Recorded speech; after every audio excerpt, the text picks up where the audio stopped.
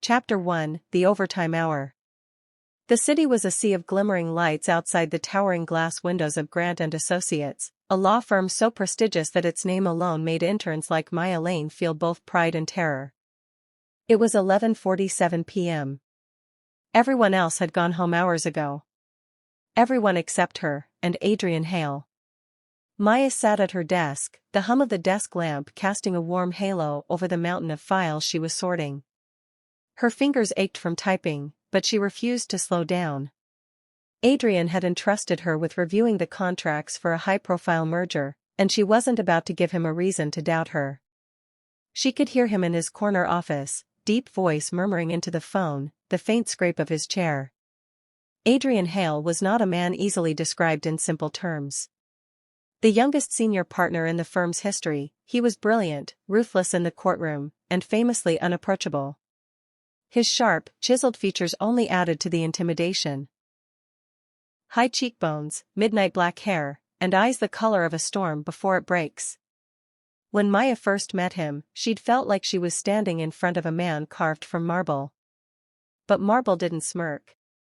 And Adrian Hale sometimes did. The glass door to his office slid open with a soft click. "Still here, Mississippi Lane?"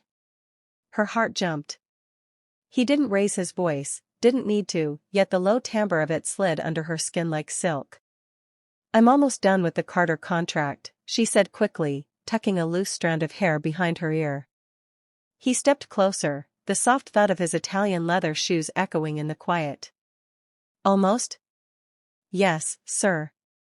I just wanted to be thorough." A ghost of amusement crossed his face. "Good. Thorough keeps us alive in this business." His gaze dropped briefly to her desk, then lingered on her longer than it should have. "But it's nearly midnight. You've been here since 8 this morning." She hesitated. "So have you." The corner of his mouth curved.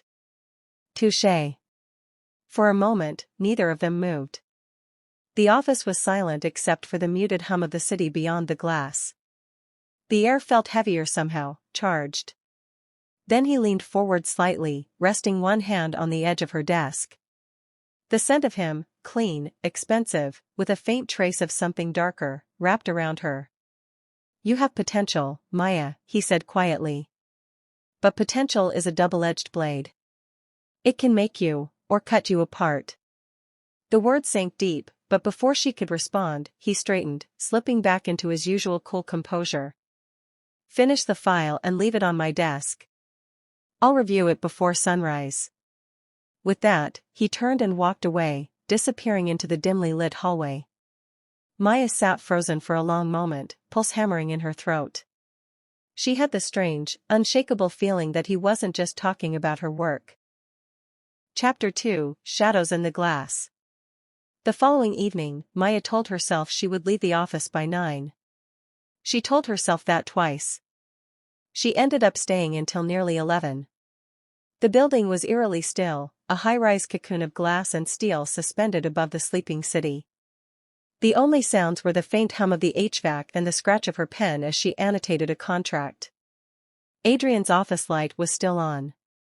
Maya tried not to glance toward it every 5 minutes, but the truth was, she was curious. He didn't just work late, he worked alone. No assistants.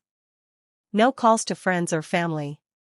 It was as if the rest of the world stopped existing when he closed that office door. At 10:58, she decided to take the file to him instead of emailing it. Her heels clicked softly on the polished floor as she approached, rehearsing what she'd say. "Here's the file, sir. Good night. Keep it professional." She knocked lightly. "Come in," came that velvet-smooth voice. Adrian was leaning back in his chair, sleeves rolled to his forearms, a glass of whiskey in hand. The top button of his shirt was undone, and it made him look far less like the untouchable senior partner and more like something else. "Finished already?" His eyes flicked from her face to the folder she carried. "I wanted to hand-deliver it," she said, setting it on his desk. "In case you had comments." His gaze lingered on her, unreadable. "Close the door." Her pulse spiked. She obeyed. Adrian stood and circled the desk, stopping just close enough that the faint scent of his cologne mixed with the sharper note of whiskey. "You're efficient, Mississippi Lane. Almost too efficient." I thought that was the goal." "It is. But it also means you're paying attention to things most people miss." His eyes held hers. "That can be dangerous."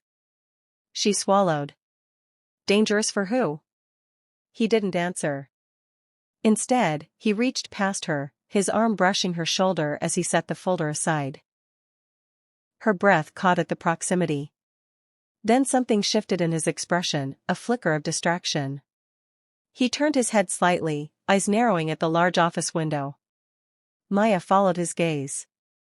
In the reflection of the glass, she thought she saw a faint movement, a dark silhouette at the far end of the hallway. But when she turned, it was gone. "Probably the janitor," she said, forcing a light tone. Adrian's jaw tightened. "The janitor went home an hour ago." For a moment, they stood in the dim lamplight, the outside world reduced to their reflections and the night beyond. Then his hand brushed hers, just a graze, but deliberate. "Go home, Maya." It wasn't a suggestion. As she left, her skin still tingled where he'd touched her. But she couldn't shake the feeling that someone's eyes were on her all the way to the elevator.